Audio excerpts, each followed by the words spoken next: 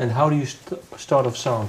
Do you always start with the music, or can it also be one line from one lyric? Or yeah, a song can really start from any place. With me, I think drum beats actually trigger a lot.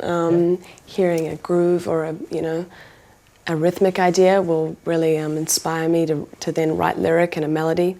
But the beautiful mystery of songwriting is that you can't really predict how inspiration will hit, and you've just kind of got to grab it when you get it. Well, you've worked 4 years on this album. Was it hard? I mean, 4 years working on one album. Did you ever think, well, when will it be finished? Or? Of course, there were moments it was really frustrating, when I wanted to share my songs with everyone, but I had this kind of, encouragement to wait from my management and from the people around me to kind of really define my sound before I went out and shared it with the world. At the time that was frustrating, but now that I look back, I'm really grateful for that.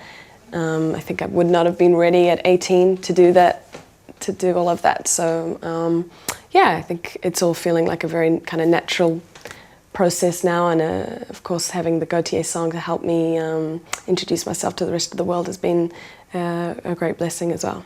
Is there one song that you said, well, in hindsight, that was a song that I've found my style and found the way I want to sound? There are a couple of songs on the new record. There are a couple of new songs on this version of the record that I feel are an exciting kind of territory, and maybe one that I'll be wanting to explore on the second album. There's a track on there called Home, which is probably a nice kind of summary of a lot of emotions I've been through in the last few months, in terms of coming to that point of realizing home is not restricted to a time and a place, but rather a sort of state of being. Obviously I'm on tour a lot at the moment, and life has become very transient, so I think that song kind of sums up where I'm at the moment. No, but I mean, music-wise, is the one song in hindsight you say, well, 4 years, you really wanted to find your sound.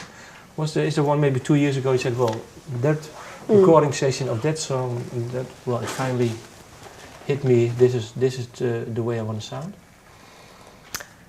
I don't think I'll ever really hit a point where I sing or record one song that sums up entirely what I want to do or say as an artist. I think it's part of my nature to kind of keep pushing for that moment and to never be completely satisfied, which is a blessing and a curse. I think Vows as a whole is a really good representation of where I'm at musically now and where I've been.